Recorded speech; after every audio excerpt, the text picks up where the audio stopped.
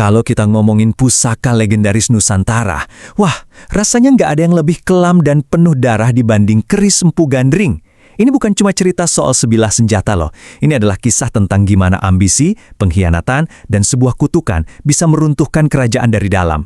Yuk, kita telusuri bareng-bareng kisahnya. Coba deh bayangin, sebilah keris. Tapi ini bukan benda mati biasa. Keris ini seolah-olah punya kehendak sendiri. Sebuah senjata yang jadi aktor utama dalam sejarah yang mengukir takdir berdarah buat siapapun yang nekat menggenggamnya. Kok bisa ya? 7. Angka ini penting banget. Kenapa? Karena ini adalah jumlah nyawa yang dituntut oleh kutukan keris ini. Sebuah sumpah yang memicu rantai balas dendam yang rasanya nggak akan pernah ada akhirnya. Dan dampaknya, wah ini jauh lebih besar dari sekedar kematian beberapa orang. Kutukan ini tuh kayak racun yang menyebar pelan-pelan, menggerogoti pilar kekuasaan, dan akhirnya menenggelamkan kerajaan Singasari dalam lautan darah. Nah, di sini nih pertanyaan besarnya muncul. Sejauh mana sih cerita yang kedengarannya luar biasa ini adalah fakta, dan sejauh mana ini cuma mitos yang dibesar-besarkan? Mari kita coba pisahkan antara drama di naskah kuno dengan jejak sejarah yang sesungguhnya. Oke, untuk bisa ngerti semua ini, kita harus mundur jauh ke Jawa di abad ke-13. Sumber utama kita adalah naskah kuno yang namanya Pararaton, dan disinilah semua tragedi ini bermula. Jadi, semua ini akarnya dari satu orang, Ken Arok. Dia ini rakyat biasa, tapi ambisinya luar biasa. Matanya tertuju pada Ken Dedes, istri penguasa Tumapel saat itu, Tunggul Ametung. Tapi yang dia lihat bukan cuma kecantikan, melainkan sebuah ramalan bahwa dari rahim Ken Dedes akan lahir para raja. Untuk bisa merebut Ken Dedes dan tahta, dia butuh senjata yang mustahil dikalahkan, sebuah keris sakti. Dan dia tahu siapa yang harus dia datangi, seorang empu legendaris, Empu Gandring. Nah, disinilah masalahnya dimulai. Empu Gandring minta waktu yang cukup untuk menyempurnakan kerisnya. Tapi api ambisi Ken Arok udah nggak bisa dibendung lagi. Dia nggak sabaran. Dengan paksa, dia rebut bilah keris yang bahkan belum rampung ditempa itu. Saking marahnya, Ken Arok melakukan hal yang gila. Dia menusuk sang empu dengan keris buatannya sendiri. Ya, Empu Gandring jadi korban pertama dari senjata ciptaannya. Dan dengan napas terakhirnya, dia mengucap sumpah yang bakal jadi bayang-bayang gelap bagi Ken Arok dan seluruh keturunannya. Oke, kutukan sudah terucap. Dan persis seperti yang diramalkan, keris itu mulai minta korban.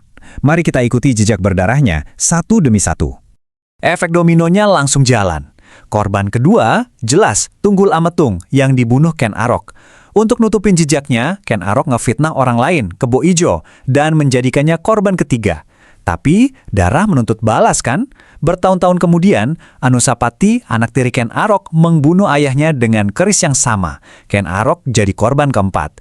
Tapi lingkaran setan ini nggak berhenti di situ. Anusapati pun akhirnya tewas di tangan Toh Jaya.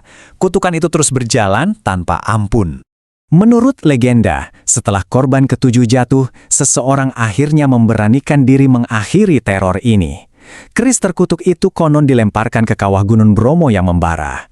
Kutukannya berakhir dan wujud fisik keris itu lenyap dari panggung sejarah. Selamanya.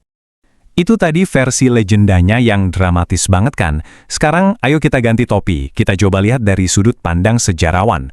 Apa sih kata para ahli tentang kisah yang luar biasa ini? Nah, disinilah para ahli sejarah mulai berdebat. Mereka, kayak Profesor Djoko Duyanto misalnya, berpendapat kalau Pararaton itu bukan buku catatan sejarah murni. Anggap aja ini sebagai karya sastra sejarah, gabungan antara fakta dan fiksi, yang tujuannya untuk ngasih pelajaran moral. Artinya begini, meski kutukan keris itu sendiri kemungkinan besar cuma mitos, tokoh-tokohnya, Ken Arok, Ken Dedes, Anusapati, itu beneran ada. Perebutan kekuasaan berdarah di Singasari itu nyata, dan bahkan dikonfirmasi oleh sumber sejarah lain kayak prasasti.